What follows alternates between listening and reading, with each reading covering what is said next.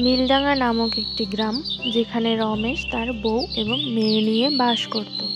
একদিন সকালে রমেশের স্ত্রী তাকে বলল, কি গো, বাজারে যাবে না? মেয়েটা যে না খেয়ে বসে আছে। বাজারে তো যেতেই চাই গিন্নি, কিন্তু হাত যে একেবারে ফাঁকা, হাতে একটি কানা করেও নেই। মহাজনের কাছে গিয়ে দেখো কোনো উপায় হয় কিনা। এরপর রমেশ মহাজনের কাছে যায় সাহায্যের জন্য। মহাজন কাকা বাড়িতে আছেন? আমি রমেশ, একটু কথা ছিল। ভেতরে আয়। আপনার কাছে কাজ পাওয়া যাবে? বাড়িতে বউ আর মেয়ে না খেয়ে বসে আছে। এরপর মহাজন বলল, দেখ রমেশ, আমার কাছে তো এখন কোনো কাজ নেই। তুই 2 দিন পর আসিস, তারপর দেখা যাবে, একটা ব্যবস্থা করব।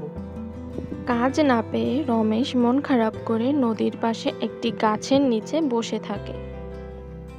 হঠাৎ তার সামনে একটি কচ্ছপ এসে তাকে জিজ্ঞেস করে, তুমি কে গো? তোমার কি হয়েছে? তোমার মন খারাপ কেন? আমার নাম রমেশ। আমার হাতে একটি টাকাও নেই, তাই বাজার করতে পারছি না। বাড়িতে বউ আর মেয়ে না খেয়ে বসে আছে।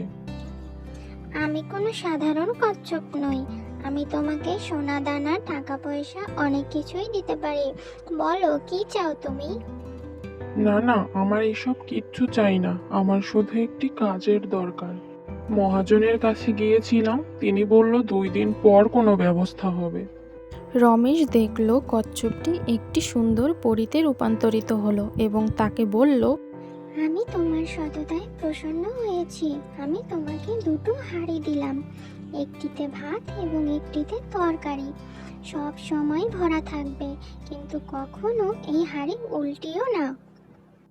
এরপর রমেশ হাঁড়ি দুটো নিয়ে বাড়িতে ফিরে যায়। গিন্নি, ও গিন্নি, বাইরে এসো, দেখো কি নিয়ে এসেছি। ও মা, এত খাবার কোথায় পেলে গো? মহাজন কি কিছু কাজ দিল?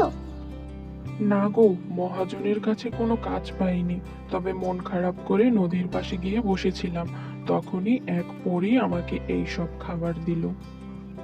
পরীটা নিশ্চয়ই খুব ভালো, ভগবানই হয়তো ওকে পাঠিয়েছিল। যাও, তুমি হাত মুখ ধুয়ে এসো, আমি খাবার বাড়ছি। আচ্ছা, আমি হাত মুখ ধুয়ে আসছি, যাও তুমি খাবার বাড়ো, মিনুকেও নিয়ে এসো।